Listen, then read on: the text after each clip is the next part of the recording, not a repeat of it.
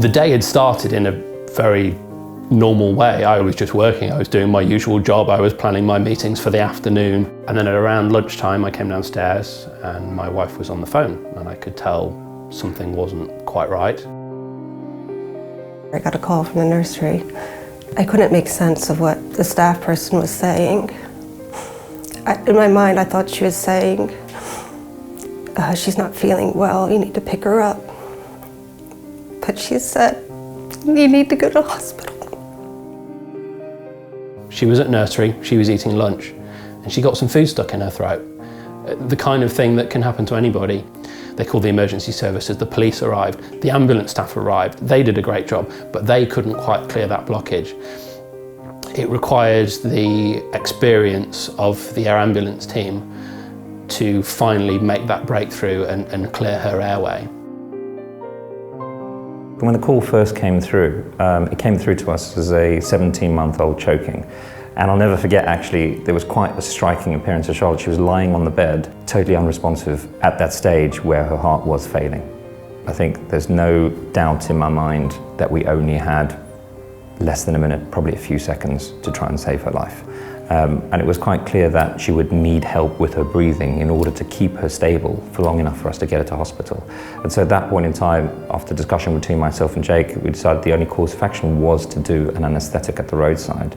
And so we wanted to get her to a specialist centre that had all the specialist intensive care doctors who would be able to take care of all of Charlotte's needs at the same point in time. We don't usually take children on the aircraft, but actually in Charlotte's case we felt risk and benefit was better to try and get her there as quickly as possible, and so that's why we decided to fly her in this particular case. During that time where we were waiting to find out what was happening, the air ambulance team were treating Charlotte and ultimately saving her life. I was actually in the A&E room when she came in, but it became apparent to me that actually a lot of the work had already happened on site, and it was the team of the air ambulance that had taken care of her before she got to the hospital. I almost lost her. I didn't know how I was going to cope if I lost her. So it was very hard for me to take in everything. The doctor from the air ambulance, he was absolutely dripping with sweat. Dr. Asher said, "She's still your little girl. I'll take you to see her." And he talked me to the room.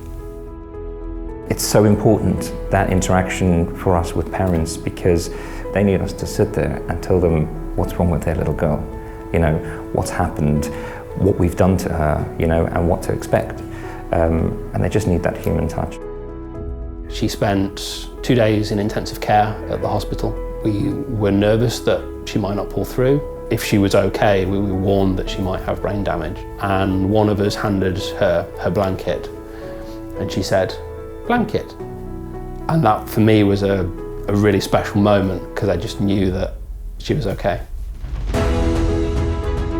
When she woke up, to have Charlotte's dad tell me about how she spoke about the blanket as her first thing, it was fantastic. It was a brilliant feeling. I felt almost like, you know, it was my little girl who'd done well at that point in time. And it's a moment, I think, even going forwards and when I retire for the rest of my life, I'm always going to remember. That was a very special moment for us. I was well aware that there is an air ambulance in our area. There are many air ambulances across the country. I didn't quite appreciate exactly what they do. Everybody has played a part in saving Charlotte. Everybody that's contributed has helped to save her. Because if people don't take part in donating to an organisation, they can't fly. And our daughter wouldn't be with us today. If it wasn't for them, in that one moment, things would be very different for us. And we went back to visit a few weeks later. When we got to see Charlotte come back to the air ambulance to visit us with Mum and Dad, it was a fantastic moment for me. She wouldn't be here without them. Like, what have they done for us? They kept our family together.